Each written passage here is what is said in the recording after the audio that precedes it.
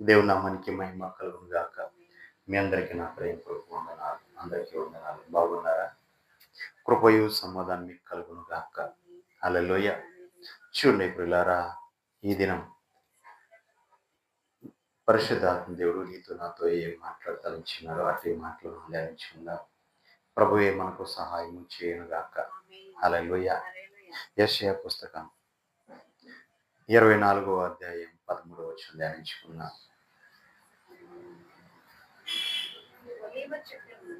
ఒలివ చెట్లను దులుపునప్పుడు ద్రాక్ష ఫలముల కోత తీరిన తరువాత పరిగె పండ్లను ఏరుకొనున్నప్పుడు జరుగునట్లుగా భూమి మధ్య జనములలో జరుగును. దేవునికి మహిమ కలుగునుగా. చూడండి పిల్లారా, ఒలివ చెట్లను దులుపునప్పుడును ద్రాక్ష ఫలముల కోత తీరిన తరువాత పరిగె పండ్లను ఏరుకున్నప్పుడును జరుగునట్లుగా భూమి మధ్య జనములలో జరుగును. దేవునికి మహిమ కలుగునుగా. హల్లెలూయా. ఇక్కడ మనం చూసినట్లయితే ప్రియులారా, ప్రభు యొక్క ఉగ్రత, ప్రభు యొక్క కోపగ్నికి, ప్రభు యొక్క ఉపద్రవానికి వీళ్ళు బలైనట్లుగా కనిపిస్తుంది. ఆయన ఒక ఉగ్రత వారి మీద కుమ్మరించబడిన తర్వాత జరిగిన సంభవాల గురించి చెప్పుకుంటున్నాం. అంటే ప్రభు యొక్క కోపము, ఆయన యొక్క ఉగ్రత వారి మీదకి వచ్చిన తర్వాత మనం చెప్పుకుంటున్నాం. ఎందుకంటే కింద వచనం చూడండి,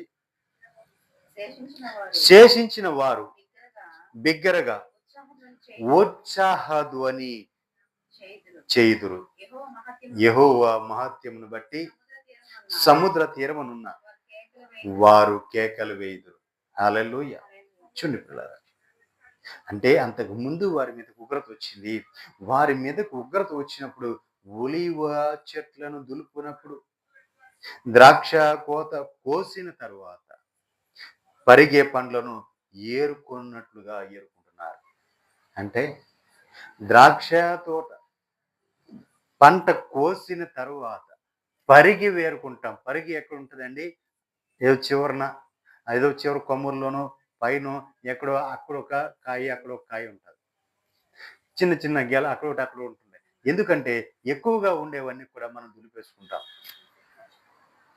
ఒక ఇదిగా చెప్తే మనకు ఎక్కువగా మామిడి చెట్లు ఇక్కడ ఎక్కువ కాబట్టి మామిడి పండ్ల కాలంలో మనం ఏం చేస్తాం? పళ్ళన్నీ కూడా ముందుగా కావాల్సిన చెట్లు ఉన్న పళ్ళన్నీ కూడా కోసేసుకుంటాం, దులిపేస్తాం. కోసేసిన తర్వాత చివరిన ఎక్కడో అక్కడోటి మిగులుతూ ఉంటాయి. అవి ఆ పరిగిలాగా ఈయన ఉగ్రత తర్వాత మిగిలినవి ఆ పరిగిలాగా అక్కడోటి కనపడుతున్నారు. పరిగిలాగా అక్కడొకరు కనపడుతున్నారు. దేవునికి మహిమ కలుగునుగా. శేషించిన వారు వాళ్ళంతా కూడా, శేషించబడిన వారు అక్కడొకరు కనపడుతున్నారు. బిగ్గరగా వాళ్ళు ఏం చేయాలంటే బిగ్గరగా ఉత్సాహధ్వని చేయు. దేవునికి మహిమ కలుగునుగా. హల్లెలూయా. ఎందుకంటే యెహోవా మహత్యమును బట్టి సముద్ర తీరమునున్న వారు కేకలు వేస్తున్నారు. దేవునికి మహిమ కలుగునుగా. సముద్ర తీరంలో ఉన్న వారందరూ కూడా కేకలు వేస్తున్నారు. ఎందుకంటే ఉత్సాహధ్వని చేస్తున్నారు. శేషించబడిన వారు. దేవునికి మహిమ కలుగునుగా.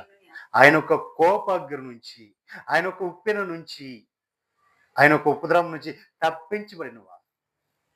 వీరంతా తప్పించబడిన వారు కాబట్టి వీళ్ళు దేవుని ఆరాధిస్తున్నారు. దేవునికి మహిమ కలుగునుగా. హల్లెలూయా. బిగ్గరగా ఉత్సాహధ్వని చేస్తున్నారు. ఉత్సాహంతో, సంతోషంతో, మేము బ్రతికున్నాము, నేనున్నాను, నా ప్రభు యొక్క ఉగ్రత నుంచి నేను తప్పించబడ్డాను, నేను కరుణించబడ్డాను, నేను ఆదరించబడ్డాను, నా ప్రభు నన్ను జ్ఞాపకం చేసుకున్నాడు, నన్ను తప్పించాడు అని చెప్పి ఉత్సాహధ్వని చేస్తున్నారు.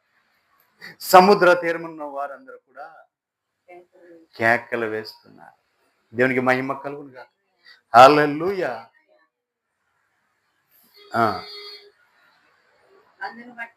అందును బట్టి తూర్పు దిశన ఉన్న వారులారా తూర్పు దిశన ఉన్న వారులారా యెహోవాను గణపరచుడి. సముద్ర దీపవాసులారా ఇశ్రాయేలు దేవుడైన యెహోవా నామమును ఘనపరచాలి. దేవునికి మహిమ కలుగును. హల్లెలూయా. ఎందుకంటే మేము శేషించబడ్డాం. మేము ఆయన ఒక ఉగ్రత నుంచి, ఆయన ఒక ఉప్పెత నుంచి మేము తప్పించబడ్డాం. మేము శేషించబడ్డామంటే వాటి నుంచి తప్పించాడు దేవుడు అంటే నిన్ను ఆయన ఎరిగి ఉన్నాడు. నిన్ను ఆయన గద్దించినప్పుడు నీవు లోబడిపోయి ఉన్నావు. నా కుమారుడా, ఆ మార్గము వెళ్ళొద్దు, అది సరైన మార్గం కాదు, నా మార్గము కాదు అని ఆయన చెప్పినప్పుడు నీవు ఆయన మాట విని అటువైపు నువ్వు వెళ్లకుండా ఉన్నావు. అందుకని ఆయన ఉగ్రత దినమందు ఆ ఉగ్రత నుంచి నిన్ను తప్పించాడు. దేవునికి మహిమ కలుగును. ఎన్ని చెప్పినా, ఎంత చెప్పినా, ఎన్నిసార్లు గద్దించినా మాట విననోళ్ళని వారి మీద ఆయన యొక్క ఉగ్రత కుమ్మరించబడింది. ఆయన ఉగ్రత నుంచి నువ్వు తప్పించబడ్డావు. దేవునికి మహిమ కలుగునుగా. హల్లెలూయా. చూడండి పిల్లరా, హోషేయ పుస్తకం 14వ అధ్యాయం 4వ వచనం ధ్యానించుకుందాం.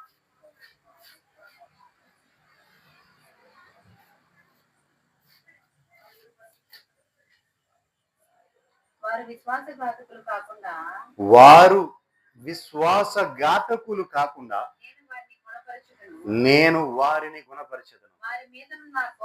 వారి మీద నా కోపము చల్లారెను. మనస్ఫూర్తిగా వారిని స్నేహితును. హల్లెలూయా. చూడండి, వాళ్ళు తీర్పులో ఆ ఉగ్రత నుంచి తప్పించబడినారు. వాళ్ళు తప్పించబడిన వారిని ఆయన మనస్ఫూర్తిగా వారిని స్నేహిస్తాను అంటున్నాడు. దేవునికి మహిమ కలుగునుగా. ఆయన స్నేహిస్తాను అంటున్నాడు అంటే వాళ్ళతో నేను స్నేహం చేస్తాను, నేను వారితోనే స్నేహం చేస్తాను. స్నేహం అంటే వారితో కలిసి నేను ఉంటాను, వారితో కలిసి నేను ఉంటాను. ఎందుకంటే వారు ఈ భయంకరమైన కోపాగ్ని నుంచి తప్పించబడిన వారు, ఈ శ్రమ నుంచి తప్పించబడిన వారు, ఈ బాధ నుంచి తప్పించబడిన వారు. వారి మీదకి వచ్చిన ఆ ఉగ్రత నుంచి వారు తప్పించబడ్డారు. అంటే వారు ఎవరు అనుకుంటున్నారు? పరిశుద్ధులను నీతిమంతులై ఉన్నారు. దేవునికి మహిమ కలుగునుగా. హల్లెలూయా. దేవుని కోరుకున్నవారు, దేవునితో కలిసి నడుస్తున్న వారు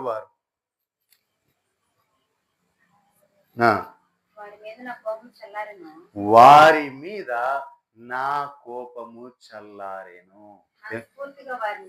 మనస్ఫూర్తిగా వారిని స్నేహిస్తారు. దేవునికి మహిమ కలుగునుగా. చూడండి పిల్లరా, దేవుని కోపము ఒకవేళ నీ మీద రగులుకునినా, నీ మీదకి వచ్చిన నీవు ఆ ఉగ్రత నుంచి తప్పించబడినట్లయితే ఆయన నిన్ను స్నేహించబోతున్నాడు. మనస్ఫూర్తిగా ఆయన నిన్ను హత్తుకోబోతున్నాడు. దేవునికి మహిమ కలుగునుగా. హల్లెలూయా. కిందకు వచ్చిన చూడండి, అంతేకాదు నీకు దేవుడు ఎలా ఉండబోతున్నాడో చెప్తున్నాడు. నీతో కలిసి దేవుడు ఎలా ఉండబోతున్నాడు? నిన్ను స్నేహించాడు కదా, నిన్ను ప్రేమించాడు కదా, మరి ఆ ఉగ్రత నుంచి, శ్రమ నుంచి నేను తప్పించాడు కదా. ఇప్పుడు దేవుడు నీతో కలిసి ఆయన స్నేహము చేయటానికి, నీతో కలిసి ఆయన ఉండడానికి, నీతో కలిసి ఆయన జీవించడానికి ఇప్పుడు ఆయన నీతో ఏం చేయబోతున్నాడో చూడండి. చెట్టునకు మంచు ఉన్నట్లు నేను అతని కుందును, తామర పుష్పం పెరుగునట్లు అతడు అభివృద్ధి నొందును. దేవునికి మహిమ కలుగునుగా. చూడండి పిల్లరా, చెట్టుకు మంచు ఉన్నట్లుగా మనం ఉదయకాలము చూసినట్లయితే చెట్టు నిండా మంచు పడి, ఈ శీతాకాలమే కాబట్టి చెట్టు నిండా మంచు పడి చెట్లు ఏమైపోతాయండి? తడిచిపోయి ఉంటాయి. మంచు పడి చెట్టుకు మంచు పడడం అంటే అతుక్కుపోయి ఉంటుంది తడి. దేవునికి మహిమ కలుగునుగా. ఆ విధంగా దేవుడు నీతో అతుక్కుపోయి ఉంటాను అంటున్నాడు. దేవునికి మహిమ కలుగునుగా. ఎందుకయ్యంటే నిన్ను సిగిరింప చేయటానికి, నిన్ను ఫలింప చేయటానికి, నిన్ను వృద్ధి చేయటానికి, నిన్ను అభివృద్ధి పరచటానికి ఆయన చెట్టుకు మంచున్నట్లుగా నీ మీద ఆయన ఉంటాను అంటున్నాడు. దేవునికి మహిమ కలుగునుగా. హల్లెలూయా. ఆ. తామర పుష్పం పెరుగునట్లు అతడు అభివృద్ధి నందును. దేవునికి మహిమ కలుగునుగా. తామర పుష్పం ఎప్పుడైనా చూసారా అండి? తామర పుష్పం చూసారా? తామర పుష్పం ఎలా పెరుగుద్ది? నేలలో పెరుగుద్ది. తామర పుష్పం బురదలో ఉంటది. కానీ అది ఎప్పుడు కూడా బురద ఉన్నా సరే అది ఎప్పుడు బురద ఎక్కడ అంటించుకోదండి. దాని మీదకి బురద రానివ్వదు. బురదలోనే పుట్టింది, బురదలోనే పెరుగుతుంది. కానీ దాని మీద బురద రానివ్వదు. అంతేకాదు. ఇంకో విషయం చెప్పమంటారా? తామర పుష్పం ఆ చెరువులో, ఆ కొలంలో మోకాళ్ళ లోతు నీళ్లున్నప్పుడు మొలిసిందనుకుందాం. మోకాళ్ళ లోతులో ఉంది. తెల్లారి పాండ్లకి నీళ్లు నడుము లోతుకు వచ్చాయి. తామర పుష్పం ఎక్కడ ఉంటది అప్పుడు? ఎట్లా అవుతుంది? మోకాళ్ళ లోతులో ఉంది. తెల్లారిపాటి ఎట్ట పెరిగిపోయింది? తెల్లారిపాటి ఎట్ట పెరిగిపోయింది? దేవునికి మహిమ కలుగునుగా. హల్లెలూయా. చూడండి పిల్లరా, అది తెల్లారి పాటలకి నీళ్ళ పైనే ఉంటది తప్ప నీళ్ళు మునగదు. దేవునికి మహిమ కలుగుగా. నీవు ఏదైనంత లోతుకు వెళ్ళినా, నీకంటే హైట్‌గా చేయవెత్తిన అందనంత లోతుకు ఉన్నా, అది తెల్లారి పాటలకి నేను నీళ్ళ పైనే ఉంటాను తప్ప నీళ్ళల్లో మాత్రం నేను ఉండను అంటది. దేవునికి మహిమ కలుగుగా. అంటే చూడండి ప్రియులారా, అది ఎంత వృద్ధి చెందుతుందో, ఎంతగా ఎదుగుతుందో చూడండి. దేవునికి మహిమ కలుగునుగా. హల్లెలూయా. మనం అనుకుంటూ ఉంటాం. అదే సాయంత్రమేగా చూసాము. అక్కడ నీళ్లు చీలమండలంలోతే ఉన్న నీళ్లు. ఆ నీళ్ళలో తామర పుష్పం ఉంది కదా అనుకుంటాం.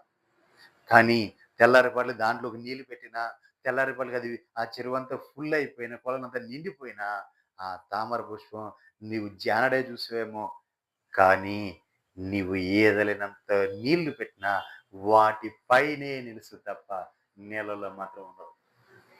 దేవునికి మహిమ కలుగుగా. ఒక వ్యక్తి వృద్ధి చెందితే, ఒక వ్యక్తి అభివృద్ధి చెందితే ఎప్పుడు కూడా అందరికీ అగుపడుతూనే ఉంటాడు. దేవుడు అందరూ చూసినట్లుగానే అతను వృద్ధి చేస్తాడు. అంతేకాదండి, తామర పుష్పం అక్కడే ఉంది. ఎక్కడో పొలంలో చీలమండల లోతులోనే ఉంది. చీలమండల లోతులోనే ఉంది. అది దాని నిండా నీళ్ళు వచ్చాయి. అది అక్కడే ఉంటే జనంకి దేవుడు చేసిన కార్యం ఎలా కనపడదు? నీవు వృద్ధి చెందేటప్పుడు, నిన్ను వృద్ధిపరిచేటప్పుడు, నిన్ను అభివృద్ధి పరిచేటప్పుడు, దేవుడు నిన్ను ఆశీర్వదించినప్పుడు, నీవు మునిగిపోయి ఉంటే, ఉన్న స్థానంలోనే ఉంటే, ఎదగకుండా ఉంటే దానివల్ల నీకు ఉపయోగం ఏముంది? నీవు ఎంతగా ఎదిగి పైకి వచ్చి పైన నిలబడతావో అంతగా నిన్ను చూస్తారు. దేవునికి మహిమ కలుగుగా. నీ అభివృద్ధి ఎంతగా చూస్తారు? అందరూ కూడా నిన్ను చూసి, అరే, ఇంతవరకు నిన్న మొన్నటి వరకు ఎక్కడో ఉన్నవాడు ఈ రోజునేంటి ఈ రేంజ్ ఏంటి మారిపోయింది ఒకేసారి. ఎలా మారిపోయింది? ఒకేసారి ఇలా ఎదిగిపోయాడు. అప్పటి వరకు అందరూ ఇక్కడ ఇలా కిందకు చూసిన వాళ్ళు తర్వాత నిన్ను ఇలా చూడాల్సి వస్తుంది. దేవునికి మహిమ కలుగునుగా. కారణం ఏంటి? దేవుడు దేవుడు తోడై ఉండి నిన్ను వృద్ధిపరిచాడు. దేవునికి మహిమ కలుగునుగా. హల్లెలూయా. దేవుడు నీకు తోడై ఉండి నిన్ను వృద్ధిపరిచాడు. కింద వచ్చిన లెబనోను పర్వతము దాని వేళ్ళు తన్నినట్లు వారు తమ వేళ్ళు తన్నుతారు. ఈ లెబనోను పర్వతం మీద ఉన్న దేవదారు వృక్షములు అవి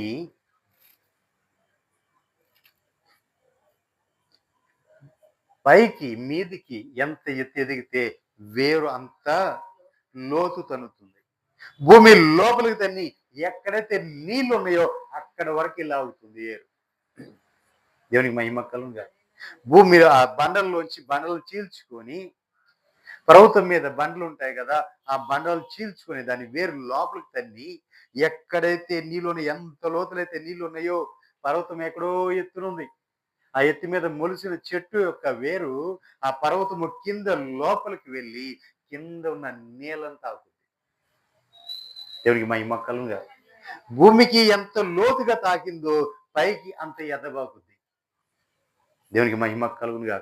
అందుకే ఇది ప్రత్యేకమైనగా దీన్ని చెప్పుకుంటారు.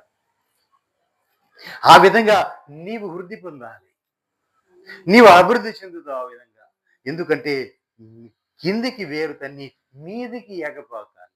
అప్పుడు నీవు స్ట్రాంగ్గా గట్టిగా ఉంటావు.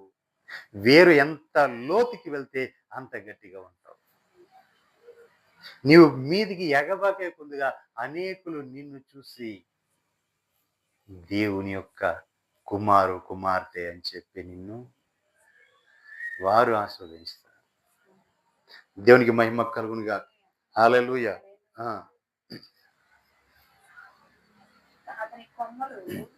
అతని కొమ్మలు చూడండి, ఆ కొమ్మలు విశాలంగా పెరుగుతాయి. ఒలీవ చెట్లకు కలిగినంత సౌందర్యము అతనికి కలుగును. లెబనోనుకున్నంత సువాసన అతనికి ఉంటుంది. దేవునికి మహిమ కలుగునుగా. ఒలీవ చెట్లులాగా అవి వికసిస్తాయి. ఒలివ చెట్లులాగా వికసిస్తుంటాయి. అంతేకాదు లెబనోనులో ఉన్న ద్రాక్షారస సువాసన వారికి ఉంటుంది. దేవునికి మహిమ కలుగునుగా. ఆ సువాసన వెదజల్లాలి. నీవు సువాసనను వెదజల్లాలి. అనేకులు ఆగ్రహించినట్లుగా నీ సువాసన వెదజల్లాలి. క్రీస్తు అనే సువాసనలో ఉన్న నీవు ఈ సువాసనను వెదజల్లాలి. దేవునికి మహిమ కలుగునుగా. హల్లెలూయా. నీ జీవితము ఆ సువాసన మధురమైన సువాసనగా దేవుని సన్నిధికి ఇంపైన సువాసనగా చేర్చబడాలి. దేవునికి మహిమ కలుగునుగా. సువాసన అంటే నీ పరిమళించటం, మంచి వాసన రావటం. నీవు వృద్ధి చెందుతుంటే, నీవు దేవుడు నిన్ను అభివృద్ధి పరుస్తుంటే అందరూ కూడా నిన్ను అలాగా చూడటమే కాదు, అందరూ ఏమంటారు నిన్ను, అరే దేవుని యొక్క కుమారుడు, దేవుని యొక్క వారసుడు, చూడు ఏ విధంగా వృద్ధి చెందుతున్నాడో, ఎంత అభివృద్ధి చెందుతున్నాడో చూడు అని చెప్పి అందరూ కూడా నిన్ను కొనియాడతారు. దేవునికి మహిమ కలుగునుగా. హల్లెలూయా.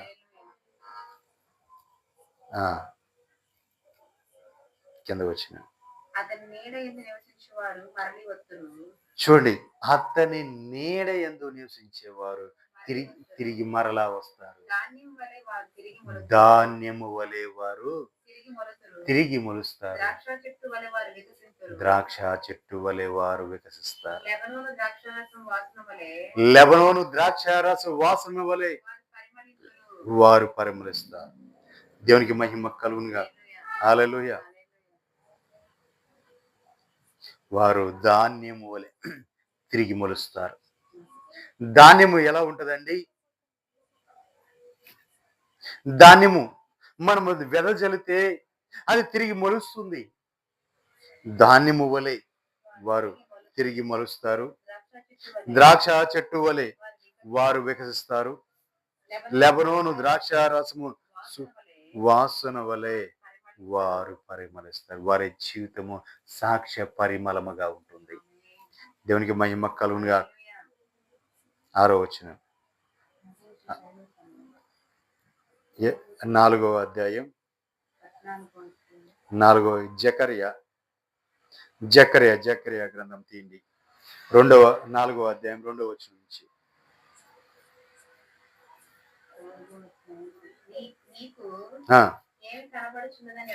చూడండి, ఇక్కడ దేవాతి దేవులు వారు జకర్యా ప్రవక్తతో అడుగుతున్నారు, జకర్యా నీకు ఏమి కనబడుచున్నది అని అడుగగా, నేను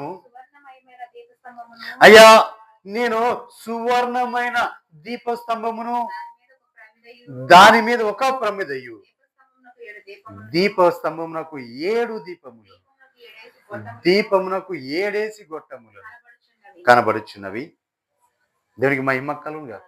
ఆయన ఒక దర్శనం చూస్తున్నాడు. ఏంటి నువ్వు ఏం చేస్తున్నావు, ఏం చూస్తున్నావు జకర్యా అని అడిగితే, అయ్యా నేను ఒక దీపస్తంభాన్ని చూస్తున్నా. దానికి 7 ప్రమిదలు ఉన్నాయి. అయ్యా! అది అంతా కూడా ఏకాండంగా ఉంది. 7 గొట్టాలు ఉన్నాయి. అవన్నీ కూడా ఏకాండంగా ఉంది. నేను దానిని చూస్తున్నానయ్యా అని ఆయన చూస్తున్న దర్శనము గురించి సాక్ష్యం ఇస్తున్నారు. దేవునికి మహిమ కలుగునుగా. కింద వచ్చిన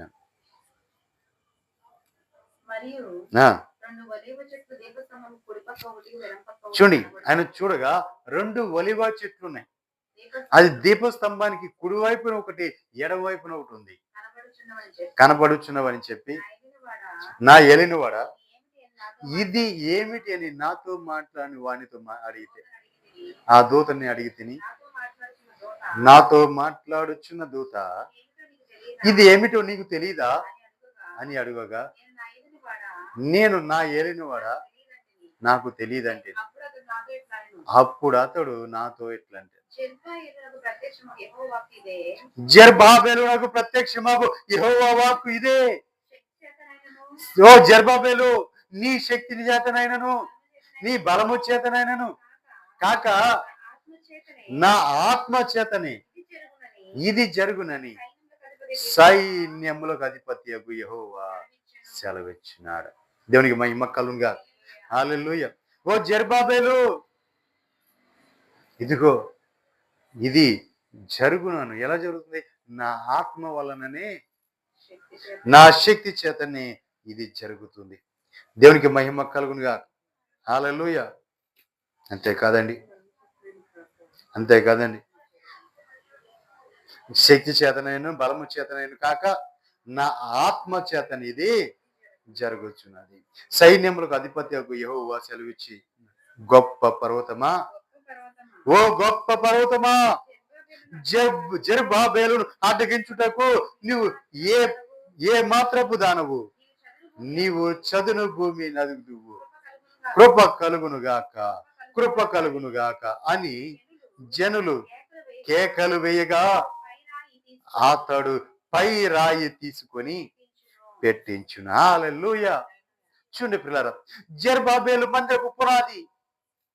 మందిరము కట్టడానికి దేవుడు జెరుబ్బాబెలు ఎన్నుకున్నాడు. జెరుబ్బాబెలును ఎన్నుకున్న తరువాత అతడు ఎలా ఉన్నాడు? కృప పొందిన వాడుగా ఉన్నాడు.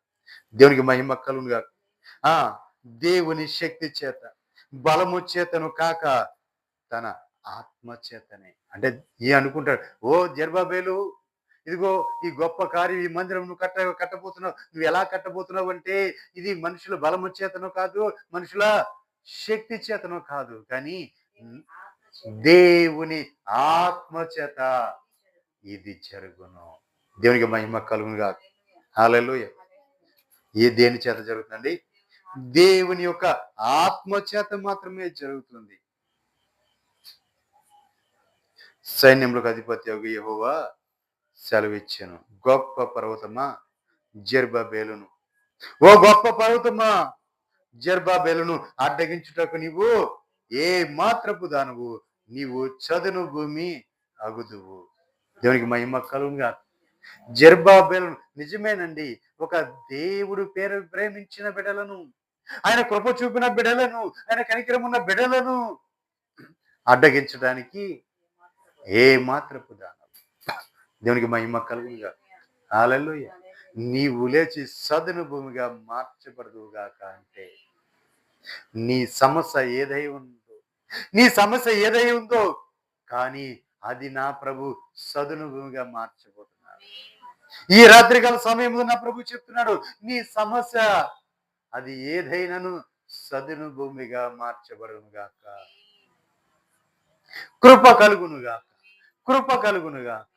ఆ కృప మనకు అందరికీ కలుగునుగాక. హల్లెలూయా. జనులు కేకలు వేయగా అతడు పై రాయి తీసుకొని కట్టించాడు. దేవునికి మహిమ కలుగునుగాక. జనులందరూ కేకలు వేస్తుండగా అతడు పై రాయి పెట్టించాడంట, మందిరం యొక్క రాయి. దేవునికి మహిమ కలుగునుగాక. హల్లెలూయా. నిజం పిల్లరా, మనం చూసినట్లయితే మందిరము మ్రానుతో కట్టబడింది, రాళ్ళతోనూ కట్టబడింది. 2 కలిపి కట్టారండి ఆ యెరూషలేము దేవాలయం. కానీ జెరుబ్బబేలు సమయంలో జెరుబ్బబేలు వేసిన పునాది ఆ మందిరము కట్టేటప్పుడు. ఆ మందిరము కట్టేటప్పుడు ఆయన దేనితో కట్టాడండి? దేనితో కట్టాడు? పై రాయి పెట్టించాడు. అంటే మందిరం మనం చూసినట్లయితే 4 పలకలుగా ఉన్నది. ఇలా దగ్గరకొస్తది. తర్వాత ఇలా దగ్గరకొస్తది. తర్వాత ఇలా దగ్గరకొస్తది. తర్వాత ఇలా దగ్గరకొస్తది. ఆ పైన ఒక పెద్ద రాయి తీసి పెడతారు. దేవునికి మహిమ కలుగునుగా. ఇక అది ఎన్నడూ కూడా అటు ఇటు కదిలించబడదు. కరెక్ట్‌గా దాని మీద సెట్ అయిపోయి అలా కూర్చొని పోతది. దేవునికి మహిమ కలుగునుగా. కాబట్టి జెరుబ్బబేలు ఏం చేశాడు? రాయిని పై రాయి పై రాయి పెట్టించాడు. దేవునికి మహిమ కలుగునుగా. కింద వచ్చినాం. యెహోవా వాక్కు నాకు మరలా ప్రత్యక్షమై ఇలాగు సెలవిచ్చాను. జెరుబ్బాయెలు చేతులు ఈ మందిరపు పునాది వేసి ఉన్నాయి. అతని చేతులు ముగించును. అప్పుడు సైన్యములకు అధిపతి యెహోవా నన్ను మీ యొద్దకు పంపి ఉన్నాడని నీవు తెలుసుకుందువు. దేవునికి మహిమ కలుగునుగా. హల్లెలూయా. నిజం పిల్లారా. దేవుడే నీ పట్ల కార్యం చేశాడని, దేవుడే నీకు తోడై ఉండి కార్యం జరిగించాడని అప్పుడు నీవు తెలుసుకుంటావు. దేవునికి మహిమ కలుగునుగా. హల్లెలూయా. ద్వితీయోపదేశ కాండం 8వ అధ్యాయం 7వ వచనం నుంచి ధ్యానించుకున్నాం. 7, 8 వచనాలు.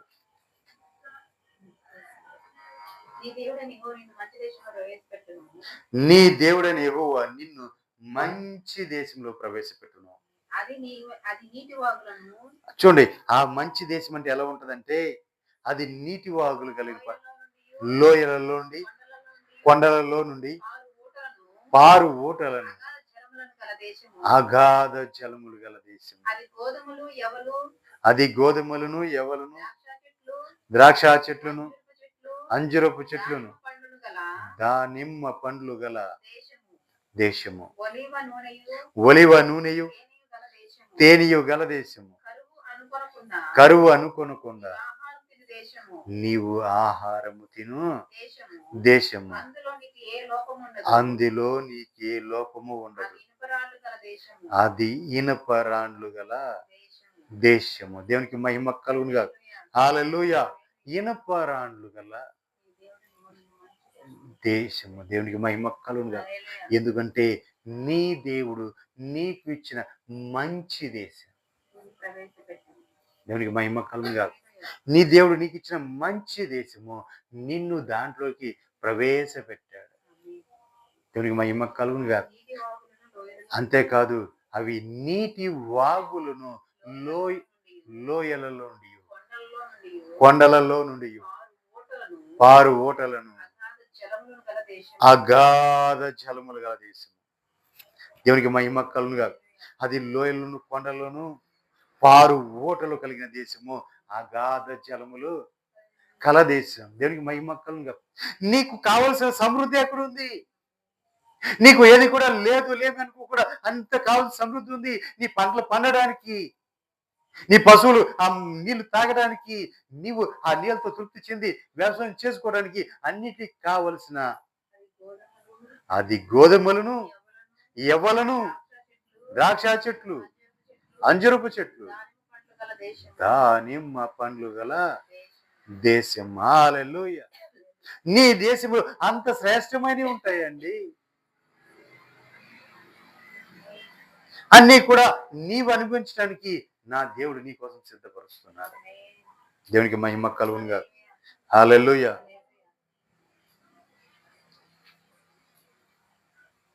దాంట్లో ఏ లోపము కూడా ఉండదు. అది ఇనుపరాండ్లు గల దేశం. దాని కొండలలో నీవు రాగి తవ్వి తీయొచ్చు. రాగి ఎక్కట్లో వస్తుందండి? కొండల్లో ఉంటారు. రాయి కరగవేస్తారు. అదే కొండల్లో రాయిని కరగజేస్తారు. రాయిని కరగజేస్తే రాగి వస్తుంది. దేవునికి మహిమ కలుగును గాక. హల్లెలూయా. కాబట్టి ప్రియులారా, నిన్ను నా దేవుడు అలాగ ఉంచబోతున్నాడు. ఏ లోపము కూడా లేకోకుండా నా దేవుడు నిన్ను అంతగా హెచ్చించబోతున్నాడు. న్యాయాధిపతులు 9:9 చూసినట్లయితే ఇక్కడ ఒలివ చెట్టు గురించి మనం మాట్లాడుకోవాలి.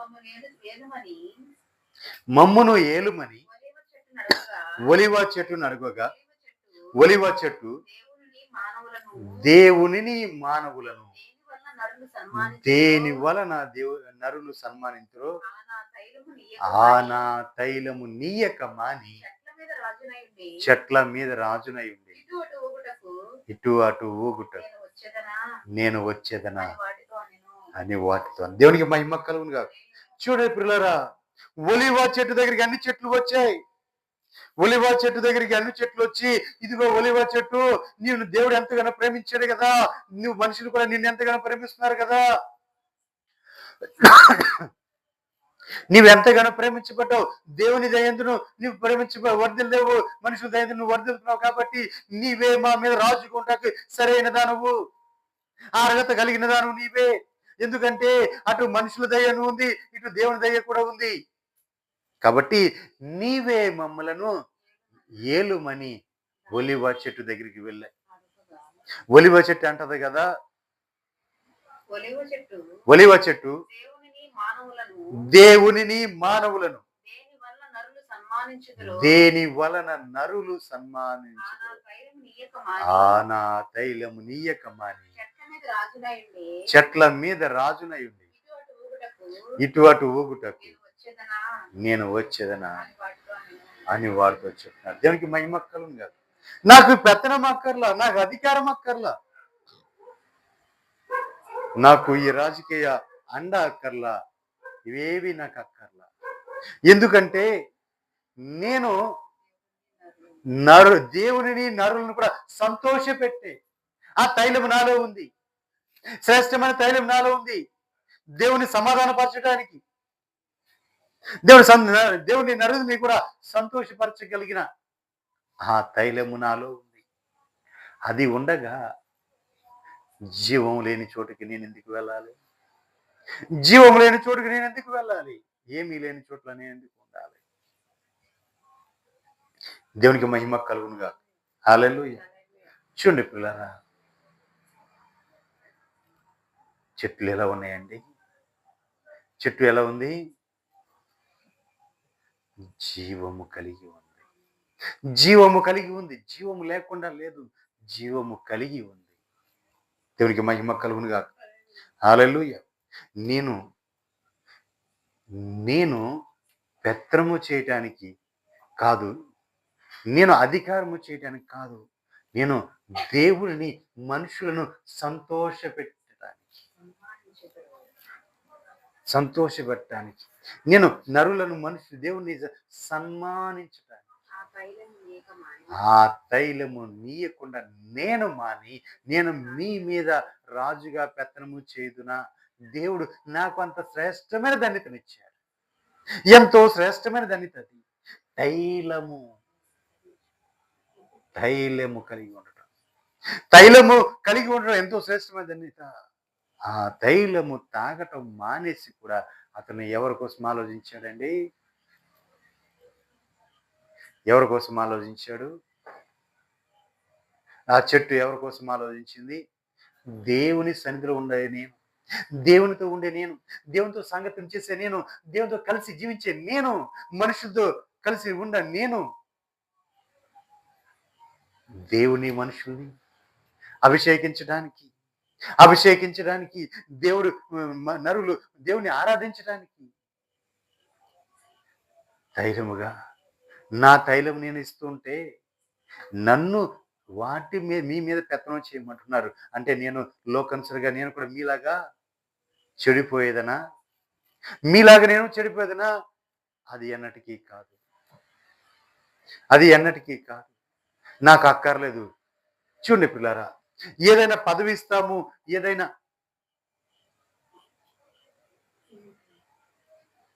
ఏదైనా పదవి ఇస్తాం, ఏదైనా చిన్న అధికారం ఇస్తాం, ఏదైనా నీకు గంతనిస్తాం, లేదా ఏదైనా నీకు చిన్న సన్మానం చేస్తానంటేనే ఈ రోజుల్లో మనము ఆగం భూమి మీద. నా అంతటోడు లేరు.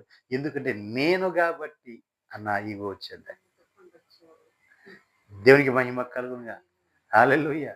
చెట్లన్నీ కలిసొచ్చాయి. చెట్లన్నీ కలిసొచ్చి నేను నిన్ను రాజుగా చేస్తాను. నువ్వు మా మీద ఏలు అంటున్నాయి. కానీ నాకేవో ఏం అక్కర్లా. నా దేవుడిని సంతోషపెట్టాలి. నా దేవుడికి నేను సమాధానపరచబడాలి అంటే నా తైలముతో ప్రజల్ని ఇటు సంతోషపెట్టాలి. దేవుడిని ఇటు సంతోషపెట్టాలి. ప్రజలు దేవుడికి మధ్య ఉన్న ఆ సమాధానాన్ని నేను ఇవ్వటానికి నా తైలమే వారికి అవసరం. వారికి అవసరం. నా తైలం అవసరం వారికి. నా తైలము తీసుకుని దేవుని సంతోషపెడతారు నరులు. దేవుడు ఆ తైలంతో వారిని అభిషేకిస్తాడు. కాబట్టి నాకు ఈ నాకు ఈ అధికారము అక్కర్లేదు. నాకు ఈ పెత్తనం అక్కర్లేదు. నేను దేవుని సంతోషపెట్టేవాడిని. నేను నరులను సంతోషపెట్టేదాన్ని. నాకు ఇవేమీ అక్కర్లేదు అని చెప్పి ఆ చెట్టు చెప్తుంది. దేవునికి మహిమ కలుగునుగా. హల్లెలూయా! నిజమే ప్రియులారా. అంతేకాదు దావీదైతే ఒక మాట ముందుగా అడుగుతున్నాడు ఏమని? 128వ కీర్తన మూడవ వచనంలో నీ లోగిట నీ భార్య ఫలించు ద్రాక్ష వలెనే ఉండు. నేను నీవు ధన్యుడవు, నీకు మేలు కలుగును. నీ లోగిట నీ భార్య ఫలించు ద్రాక్ష వలె ఉండును. నీ భోజనపు బల్ల చుట్టూ నీ పిల్లలు ఒలివ మొక్కల వలె నుందురు. దేవునికి మహిమ కలుగునుగా. హల్లెలూయా! నేనైతే దేవుని మందిరము పచ్చని ఒలివ చెట్టు వలెనున్నాను అంటున్నాడు. ఎలా ఉన్నాడంట దావీదు? దేవుని మందిరములో పచ్చని ఒలివ చెట్టు వలె ఉన్నాడు. దేవునికి మహిమ కలుగునుగా. హల్లెలూయా! ఆయన దేవుని సన్నిధిలోనే పచ్చని ఒలివ చెట్టులే ఉన్నాడంటే, ఒలివ చెట్టు వలె ఉన్నాడు అంటే ఎంత దేవుని సన్నిధిలో ఎంత ఆగిద్యత పొందుకున్నాడు, ఎంత ధన్యత పొందుకున్నాడు దావీదు. దేవునికి మహిమ కలుగునుగా. హల్లెలూయా! అంతేకాదు ఆయన ఇంకో మాట అన్నాడు, నా భోజనపు బల్ల చుట్టూ నీ పిల్లలు ఒలివ మొక్కల వలె ఉంటారంట. దేవునికి మహిమ కలుగునుగా. హల్లెలూయా! అంటే నీ సమృద్ధిని, నీ ఫలాలను నీ బిడ్డలు కూడా అనుభవిస్తారు. దేవునికి మహిమ కలుగునుగా. హల్లెలూయా! ఆమోసు పుస్తకం 9వ అధ్యాయం 13వ వచనం.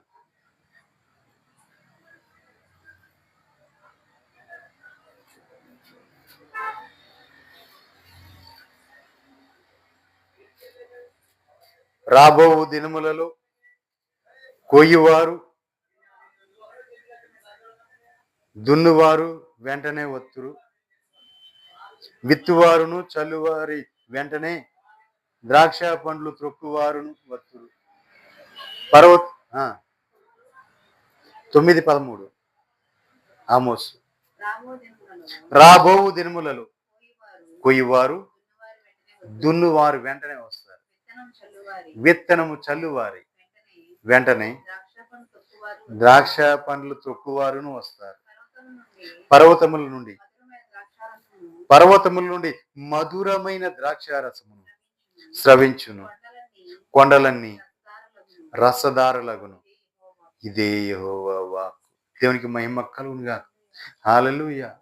చూడండి పిల్లారా, వెను వెంటనే కార్యం జరిగిపోతుంటాయి.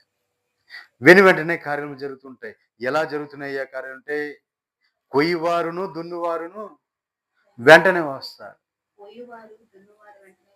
చూసారా, కొయ్యవారు ఏం చేస్తారంటే దున్నువారు వెంటే ఉంటారంట. ఎందుకు అంటే కొయ్యవారు పంట కోసుకుంటూ వెళ్తే వెనకాల మరి రెడీగా దున్నివారు దున్నుకుంటూ వస్తుంటారు. దున్నివారు దున్ దేవునికి మహిమ కలుగునుగా. కొయ్యవారు పంట కోస్తుంటే దున్నువారు దున్నేది ఎందుకు దున్నుతారు? పంట వేయటానికి దున్నుతారు. పంట వేయడానికి దున్నుతారు. దున్నేవారు పంట వేయడానికి వస్తారు, దున్నుతారు. కానీ దున్నేవారు దున్నుకుంటూ వెళ్తే వెనకాల పంట వేసుకుంటూ వెళ్ళిపోతారు కదా, అది వెంటనే కోయటానికి వెనకాల వచ్చేస్తున్నారు. అంటే ఎంత ధనితో చూడండి. విత్తిన వలనే ఫలం వస్తుంది అక్కడ. విత్తిన వెంటనే ఫలం కాస్తుంది. విత్తిన వలన ఫలిస్తున్నాయి. విత్తనము చల్లువారి వెంటనే ద్రాక్ష పండ్లు త్రొక్కువారును వస్తురు. దేవునికి మహిమ కలుగుగా. విత్తనం పట్టుకొని ఒకడు వచ్చి విత్తనం వేస్తుంటే వెనకాలే ద్రాక్ష ఫలములు త్రొక్కువారు కూడా వచ్చేస్తారు. దేవునికి మహిమ కలుగుగా. పర్వతముల నుండి మధురమైన ద్రాక్ష రసం స్రవిస్తూ ఉంటుంది. కొండలన్నీ కూడా రసదారులగును. ఇదే యెహోవా వాక్. దేవునికి మహిమ కలుగుగా. హల్లెలూయా. చూడండి పిల్లరా, ఎంతగా దేవుడు ఆశీర్వదించాడో చూడండి నిన్ను. నీవు ఇక్కడ ఉండంగానే నీవు ఆశీర్వదించబడిపోతున్నావు. నీ వలన అనేక మంది ఆశీర్వదించబడిపోతున్నారు. ఎలాగంటే దున్నేవాడు దున్నడానికి వస్తుంటే కోసేవాడు వెంటనే వచ్చేస్తాడు. మరి ఈ గ్యాప్లో పైరు ఆడు దున్నంగానే పైరు ఎలా ఎదిగిపోతుంది, వృద్ధి చెందిపోతుంది. అభివృద్ధి చెందిపోతుంది. అంతకంతకు విస్తరిస్తూనే ఉన్నాడు. దేవునికి మహిమ కలుగునుగా. హల్లెలూయా. కాబట్టి ప్రియులారా, మనమంతా కూడా దేవుని సన్నిధిలో ఎలా ఉండాలి అంటే, ఒలివ చెట్లను దులుపుకొనినప్పుడు ద్రాక్ష ఫలంలో కోత తీరిన తరువాత పరిగే పండ్లను ఏరుకున్నప్పుడు జరుగునట్లుగా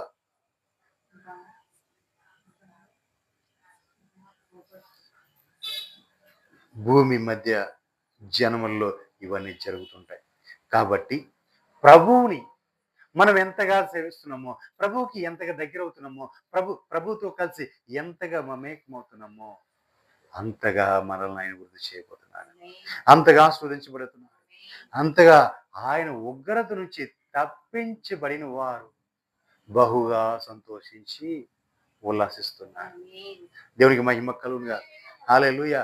వారందరూ తప్పించబడిన వారందరూ కూడా ఎలాగో ఆశీర్వదించబడుతున్నారు అంటే బహుగా ఆశీర్వదించబడుతున్నారు. దేవునికి మహిమ కలుగుగా. హల్లెలూయా. కాబట్టి ప్రియులారా, మనమంతా కూడా దేవుని యొక్క సన్నిధానములో నిత్యము ఆయన గణపరుచుకుంటూ ఆయన మహిమపరుచుతూ అనుక్షణం ప్రతిక్షణము కూడా ఆయన యొక్క కార్యములు మనం తలపోసుకొని మనము ఆ ఫలాలు మనం అనుభవించడము కాక, ఆ కృప మన మీద అనుగ్రహించబడును గాక. ఆమేన్. అందరికీ ప్రేమపూర్వక వందనాలు. మరి ప్రియులారా, ఈ మాసము 18, 19, 20 ఈ 3 దినాలు కూడా, అంటే శనివారము, ఆదివారము, సోమవారం, ఈ 3 దినాలు కూడా 10వ మాసములో మనోహర పండుగలు, సర్వోన్నతుని ఉపవాస మనోహర పండుగలు. ఈ సర్వోన్నతుని మనోహర పండుగలు ప్రతి సంవత్సరము కూడా గత 3 సంవత్సరాలుగా ఇవే కాలంలో జరుగుతున్నాయి. ఇవే తేదీలు 18, 19, 20 ఇవే తేదీలో జరుపుకుంటూ వస్తాయి. ఇప్పుడేనే కాదండి, ఈ భూమి మీద ఆయన సంఘం ఎత్తబడే వరకు కూడా ఈ తేదీల్లో ఈ పండుగలు జరుగుతూనే ఉంటాయి. సర్వోన్నతుని మనోహర ఉపవాస పండుగలు. అందరూ కూడా తప్పగా పాలు పంపులు పొందండి. ప్రభు మీ జీవితంలో కార్యం జరిపించబోతున్నాడు. కాబట్టి అందరూ కూడా ఎక్కడ కూడా మిస్ అవ్వద్దు. ఈ 3 దినాలు కూడా ఆయన సన్నిధిలో గడపండి. ఆ ఘనంగా జరగాలని, ప్రభువు కోరుకునే విధంగా జరగాలని మీ ప్రార్థనలో జ్ఞాపకం చేసుకోండి. అందరికీ వందనాలు. ప్రార్థన చేసుకుందాం.